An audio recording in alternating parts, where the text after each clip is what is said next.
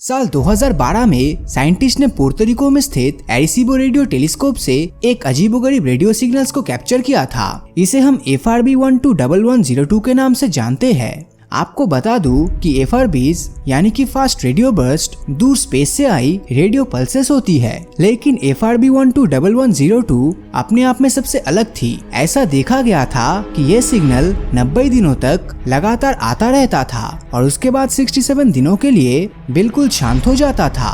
तो क्या ऐसा नहीं हो सकता कि ये एलियंस के द्वारा भेजी गई कोई ब्रॉडकास्ट हो जिसके थ्रू वो हमसे बात करना चाहता हो? स्पेस एक्सप्लोरेशन की हिस्ट्री में हमें ऐसे कई स्पेस सिग्नल्स रिसीव हुए हैं जो न केवल बेहद ही स्ट्रेंज है बल्कि इंसानों को डरा देने वाले हैं। क्या पता कौन से पल हमें एक ऐसा सिग्नल मिल जाए जो हमारे सामने एलियंस की दुनिया का रहस्य खोल दे। हो सकता है कि वो सिग्नल एलियंस के द्वारा भेजा गया एक शांति संदेश हो। तो पॉसिबिलिटी ये भी है कि वो हमारी धरती पर कब्जा करने की वार्निंग भेज दे। वैसे क्या कभी आपने सोचा है कि हम ये स्पेस सिग्नल्स कैप्चर कैसे करते हैं? Search for extra terrestrial intelligence यानी कि SETI एक ऐसी ऑर्गेनाइजेशन है जो दूसरे ग्रह पर रहने वाले इंटेलिजेंट एलियंस और उनके भेजे हुए सिग्नल्स के बारे में दिन रात रिसर्च करती रहती है। अमेरिका के कैलिफोर्निया में स्थित एलन टेलीस्कोप एरे में इस काम के लिए 42 सैटेलाइट डिशेस लगी हुई है, जिनमें से हर एक डिश करीब 6.1 मीटर डायमीटर की है।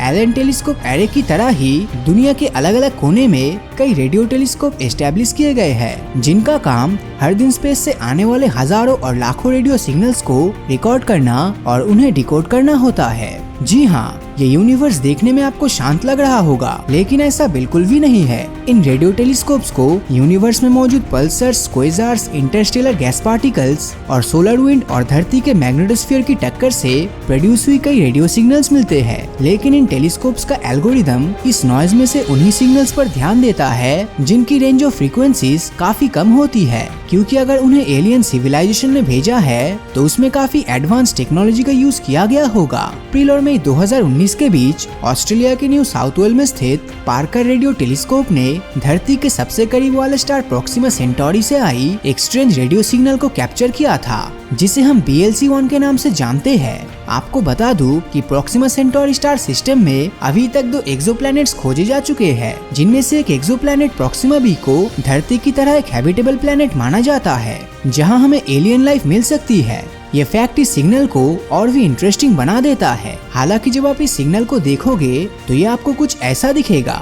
करीब 26 घंटे तक रिसीव हुआ ये सिग्नल 5 बार रिपीट होता है और इसकी फ्रीक्वेंसी 980.002 मेगाहर्ट्ज है। सुनने में ये आपको बहुत ज्यादा लग रहा होगा, लेकिन आपको बता दूं कि इतनी फ्रीक्वेंसी में एलियंस हमारे लिए ज्यादा से ज्यादा हेलो ही भेज सकते हैं। अब सवाल उठता है कि क्या हमें एलियंस का रिप्लाई करना चाहिए और क्या हम इंसानों ने कभी एलियन से कांटेक्ट करने की कोशिश की है? साल 1972 और 73 में नासा के द्वारा स्पेस में भेजे गए पायोनियर 10 और 11 स्पेसक्राफ्ट आज सोलर सिस्टम के आउटर बाउंड्रीज पर है और एक दिन उनको पार करके दूसरे सोलर सिस्टम में भी एंटर हो सकता है। इन स्पेसक्राफ्ट के साथ ऐसी फोटोज भेजी गई है जिनमें हम इंसानों के पिक्चर्स बने हुए हैं और हमारी गैलेक्सी के सेंटर से धरती की दूरी को भी दिखाया गया है। वैसे क्या आप वॉयेजर गोल्डन रिकॉर्ड्स के बारे में जानते हैं? ये 2 फोनोग्राफ रिकॉर्ड्स हैं जिन्हें साल 1977 में वॉयेजर 1 और वॉयेजर 2 के साथ स्पेस में भेजा गया था। इन रिकॉर्ड्स में धरती की फोटोज, यहाँ के अलग अलग नेचर और ह्यूमन साउंड्स, दुनिया की 55 लैंग्वेज में लिखे गए ग्रीटिंग मैसेजेस, उस समय की UN सेक्रेटरी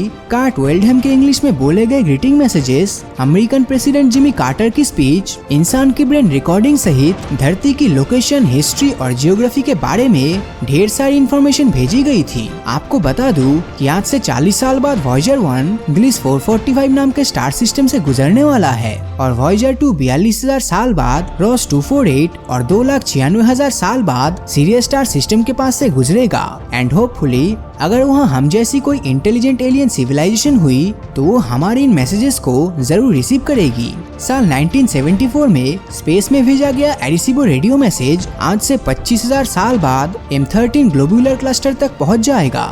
इसे फ्रैंक ड्रेक और कार्ल सेगन ने लिखी है। इस मैसेज के 1679 बिट्स डेटा में बाइनरी कोड के फॉर्म में इंफॉर्मेशन को एन्क्रिप्ट किया गया है। जिसे डिकोड करने पर हमें कुछ ऐसी इमेजेस मिलती है। देखने में ये इमेज आपको किसी बच्चे की ड्राइंग लग रही होगी, लेकिन इसमें हमारे सोलर सिस्टम से लेकर हमारा प्लेनेट, इंसानों का बॉडी स्ट्रक्चर, हमारा डीएनए कोड और हमारा नंबर सिस्टम तक समझाया गया है। लेकिन यहाँ बड़ा सवाल ये है कि क्या इन मैसेजेस को रिसीव करने वाले एलियंस इतने एडवांस होंगे कि वो इन मैसेजेस को डिकोड कर ले? आई गेस अगर वो इन्हें रिसीव करने की टेक्नोलॉजी रखता है तो वो इन्हें डिकोड भी जरूर कर लेंगे। धरती से हम एलियंस के लिए जो भी सिग्नल्स भेजते हैं उन्हें ऐसे प्रोड्यूस किया जाता है कि वो नेचुरल रेडियो सिग्नल से बिल्कुल अलग लगे और आसानी से पहचाना जा सके। लेकिन सबसे इंटरेस्टिंग सिचुएशन तो वो होगी अगर एलियंस हमारी इन मैसेजेस का रिप्लाई कर देते हैं। ऐसे में जहाँ एक तरफ दुनिया भर के साइंटिस्ट उन मैसेजेस को डिकोड करने में लगे हुए होंगे तो दूसरी ओर आम जनता में दहशत का माहौल होगा।